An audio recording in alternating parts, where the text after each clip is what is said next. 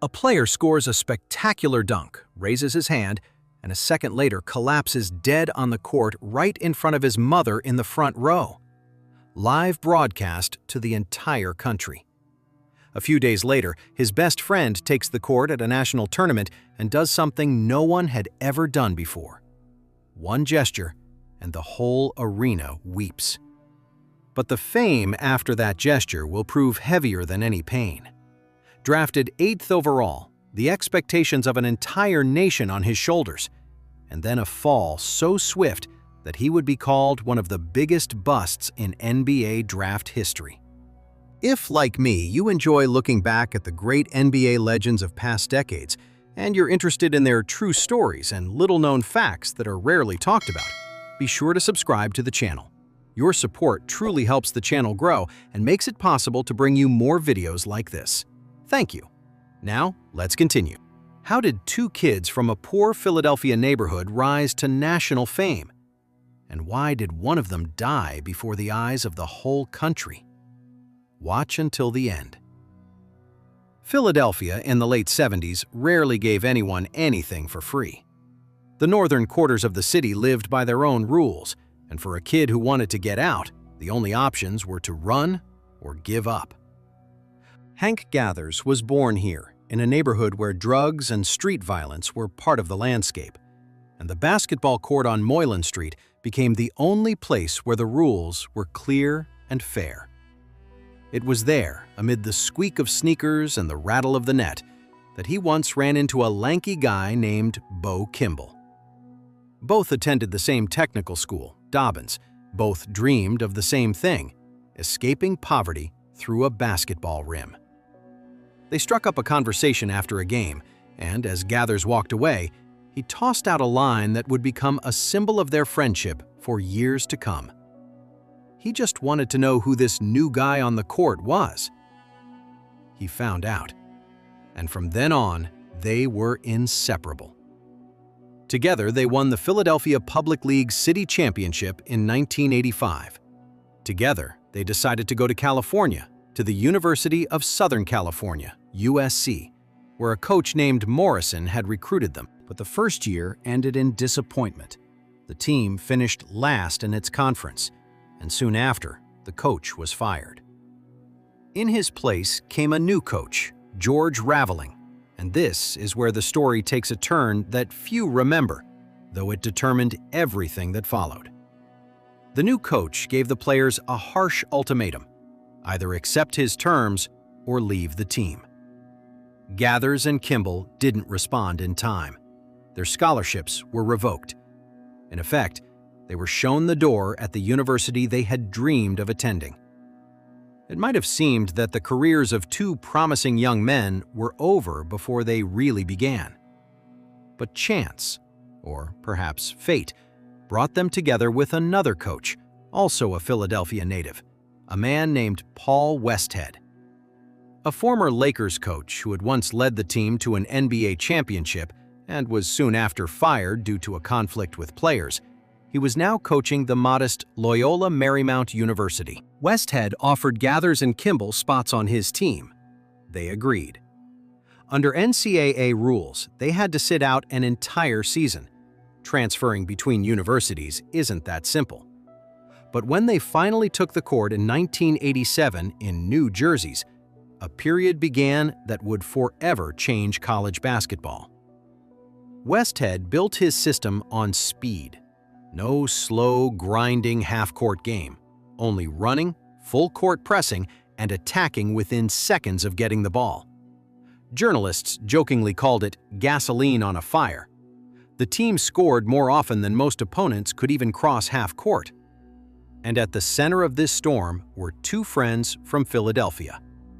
Gathers, a powerful forward at 6'7", became the only player in NCAA history at that time to lead the league in both scoring and rebounding in the same season. And he did it twice. Kimble, an elegant shooter, put up an incredible 35 points per game in his final college season, more than any other player in the country. All of America started talking about Loyola Marymount. Their games packed arenas. TV networks fought for broadcast rights. and the two friends from a poor Philadelphia neighborhood suddenly became the faces of a college basketball phenomenon. But this breakneck pace had a downside that wasn't noticed right away. At the start of their final season, in December 1989, Gathers suddenly collapsed on the court during a game. Panic swept through the campus. Doctors ran tests and ultimately diagnosed him with a cardiac arrhythmia, an irregular heartbeat. They prescribed medication meant to keep the condition under control. Formally, he was cleared to play again. He returned to the lineup, and within a few games, he showed he was still in top form. 48 points and 13 rebounds in one match were the best evidence.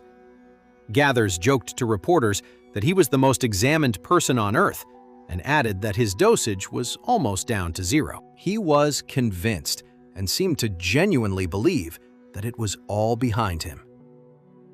On March 4, 1990, Loyola's team took the court in the semifinals of the conference tournament against the University of Portland. The game started normally.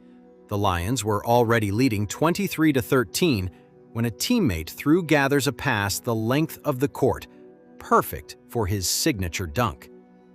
Gathers caught the ball in midair and slammed it through the hoop. The crowd erupted in applause. He high-fived his teammate and jogged slowly back toward center court, as he had done hundreds of times before. And then he stopped, put his hands on his knees, and collapsed to the floor. The arena that had just been roaring with excitement fell into dead silence.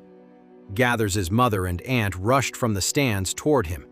Team doctors were at his side almost instantly, starting CPR right there on the court. He was carried off on a stretcher under the solemn silence of thousands of spectators. The game was halted, and both teams were sent to their locker rooms. 15 minutes later, the public was told the game was canceled. His teammates, Kimble, Chris Knight, and Tony Walker, went with him to the hospital and waited there, not knowing what was happening behind the doors of the emergency room. 2 hours later came news no one wanted to hear. Hank Gathers' heart, that of a 23-year-old who had just proven to an entire stadium that he was back in the best shape of his life, had stopped for good. An autopsy later established the exact cause: hypertrophic cardiomyopathy, a thickening of the heart muscle that could cause the heart to fail at any moment under extreme exertion. The news spread across the country almost instantly. Doug Overton, a friend of Gathers since high school, found out about it during his own game for another team on the other side of the country, and broke down crying right on the bench, covering his head with a towel. Loyola Marymount University was plunged into mourning.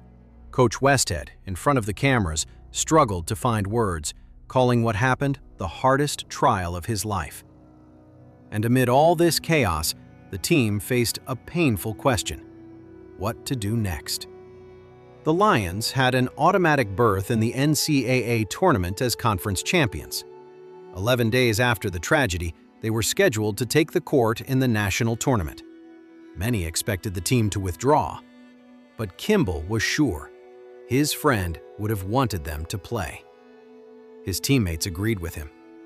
It was then that Kimble made a decision that would make his name known for decades to come, even long after his own basketball career had ended. He announced that in every tournament game, he would shoot his first free throw left-handed, with his awkward, non-dominant hand, just the way Gathers used to shoot. The first game against New Mexico State started roughly. Kimble picked up early fouls, and Coach Westhead, despite the confusion in the stands and advice from fans, kept him on the floor until the end. When reporters asked why, the coach answered simply, "If your best player is on the bench, he's no use to you." When the moment came for the first free throw, Kimble stepped to the line, raised the ball with his left hand, and sent it perfectly through the net. The arena fell silent, then exploded in tears and applause all at once. That gesture would be repeated several more times over the course of the tournament, and with each time, the emotions in the stands only grew stronger.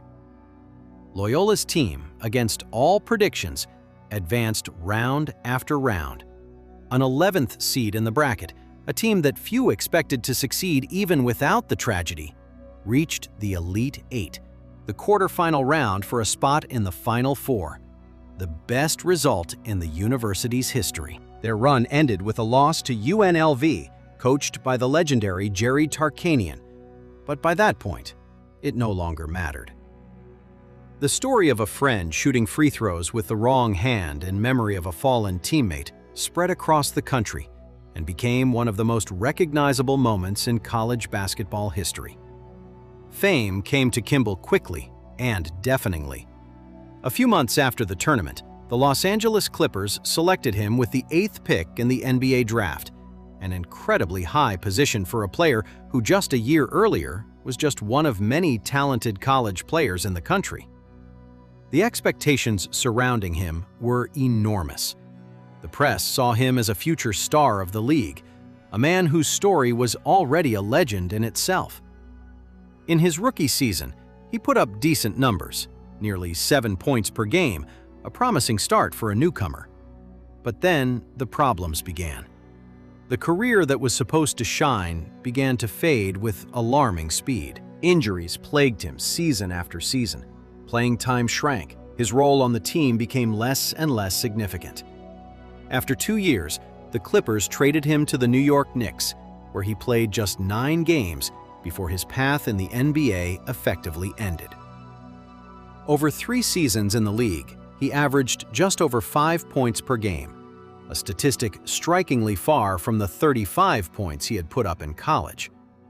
Analysts would later include him on lists of the biggest draft disappointments of his generation, noting that a typical player drafted in that position usually stays in the league as a starter for at least 4 or 5 years before beginning to decline.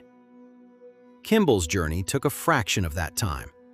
One could speculate at length about what exactly caused such a precipitous fall. Injuries are a fact, documented and undeniable. But one cannot exclude the possibility that the weight of sudden national fame, thrust onto the shoulders of a 24-year-old who had held his dying best friend in his arms just months earlier, proved heavier than any physical toll. The pressure of expectations, the constant questions from journalists about the tragedy, the need to relive the worst day of his life again and again. All of this happened in parallel with attempts to simply play basketball at the highest level that exists. The combination was devastating. After the NBA, Kimble's basketball life did not end, but it moved into a much less visible realm.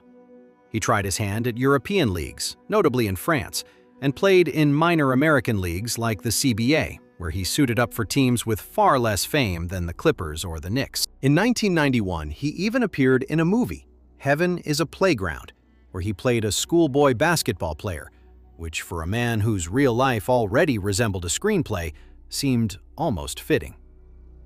But far more important to him personally was another endeavor, the foundation in his deceased friend's name. Kimble helped create the charitable organization 44 for Life, named after Gathers's jersey number, so that his memory would live on not just in newspaper archives. Years passed, and the intensity around the story faded, but it was never forgotten. Kimble returned to the subject of Gathers in countless interviews, documentaries, and commemorative pieces produced for milestone anniversaries of the tragedy. Decades after that fateful game, he found a new role, as a coach. In 2022, he took over the basketball team at Overbrook High School in his native Philadelphia, the very place where his journey with Gathers had begun. His brother Jabbar works alongside him as an assistant. The circle seemed to close. From the street courts of Philadelphia, through the loud fame of college and the disappointment of professional basketball, back to the same streets, but now as a mentor for the next generation of kids with similar dreams. Today, if you ask the average basketball fan who Bo Kimble is, few will recall the statistics of his professional career. But almost anyone with even a passing interest in college basketball history knows about the left-handed free throw. That gesture, brief, almost invisible amid the flashy offense of that tournament, became a far more enduring symbol than any scoring record. It turned into one of those moments that analysts and sports historians still cite as an example of what true human dignity can look like in the midst of tragedy. The story of two kids from Philadelphia who dreamed together, fought together for their place in the sun, and were separated only by the sudden stop of one of their hearts before the eyes of an entire country continues to move people more than 30 years later. Because in the end, this is not a story about basketball statistics. It is a story about friendship that proved stronger than the most terrible loss. If you found this story interesting, check out other videos on our channel. Links to them will appear on screen right now.